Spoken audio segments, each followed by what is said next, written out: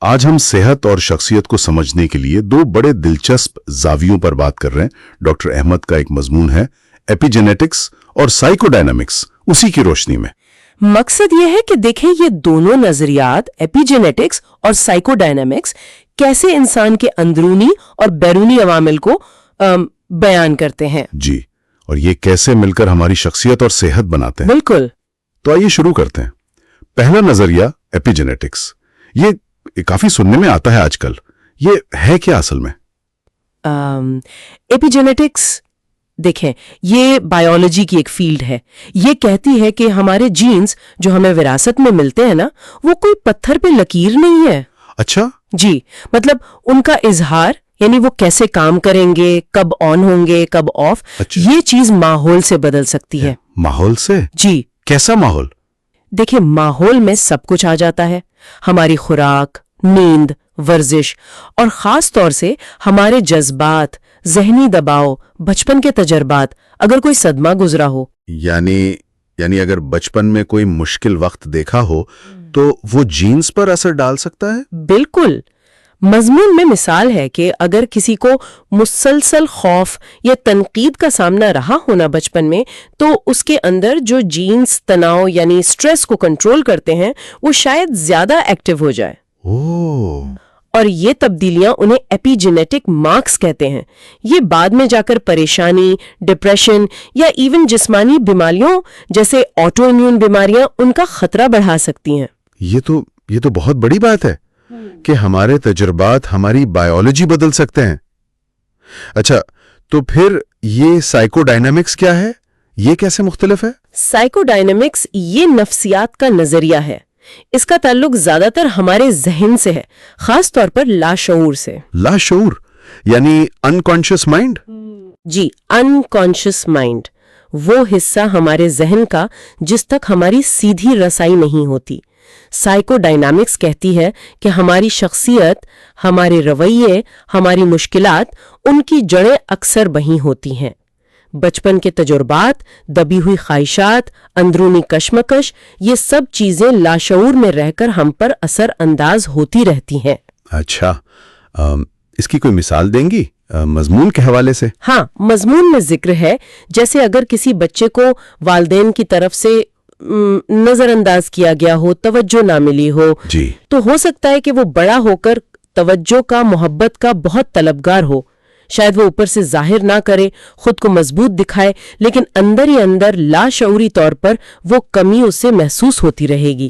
اور اس کا نتیجہ کیا ہو سکتا ہے؟ اس سے رشتوں میں مسائل آ سکتے ہیں، ایک خالی پن کا احساس یا خود کو کمتر سمجھنا۔ بعض اوقات یہ نرگسیت کی شکل بھی اختیار کر لیتا ہے۔ یہ سب لاشعوری چیزیں ہوتی ہیں۔ تو گویا ایپی جینیٹکس جسمانی سطح پر کام کر رہی ہے، جینز اور ماحول کا تعلق بتا رہی ہے، اور سائیکو ڈائنامکس نفسیاتی سطح پر لاشعور اور ماضی کے اثرات پر۔ بالکل، آپ نے صحیح خلاصہ کیا۔ ایپی جینیٹکس بتاتی ہے کہ ماحول اور جذبات کیسے، کس میکانزم سے جینز کے ذریعے جسمانی صحت یا بیماری پیدا کر سکتے ہیں، اور سائیکو ڈائنامکس یہ سمجھاتی ہے کہ ہمارے ماضی کے نفسیاتی زخم، جن کا شاید ہمیں علم بھی نہ ہو، وہ ہمارے آج کے رویوں اور تعلقات کو کیسے چلا رہے ہیں۔ اور مضمون میں ہومیوپیتھی کا بھی ذکر تھا، اس کا کیا تعلق ہے یہاں؟ جی، اس کا ذکر اس لیے اہم ہے کہ ہومیوپیتھی کا فلسفہ ہی یہی ہے کہ جسم اور ذہن الگ نہیں ہے، وہ ایک اکائی ہیں۔ تو علاج میں وہ صرف جسمانی علامت نہیں دیکھتے، بلکہ مریض کی پوری ذہنی، جذباتی کیفیت کو، اس کی شخصیت کو اہمیت دیتے ہیں۔ یہ ایک طرح سے ان دونوں نظریات کو جوڑنے والی بات ہے۔ ٹھیک ہے، تو یہ سب جان کر اس کا مطلب کیا ہے ہمارے لیے؟ کیا ہم بس اپنے جینز اور ماضی کے قیدی ہیں؟ نہیں، بالکل نہیں۔ دیکھیں، ایپی جینیٹکس میں تو امید کا پیغام ہے۔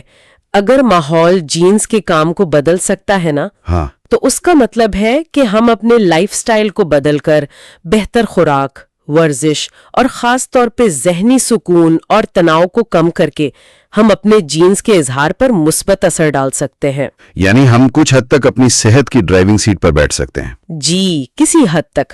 ہم جینز نہیں بدل سکتے، پر ان کا ایکسپریشن بدل سکتے ہیں۔ اور سائیکو ڈائنامکس اس سے کیا سبق ملتا ہے؟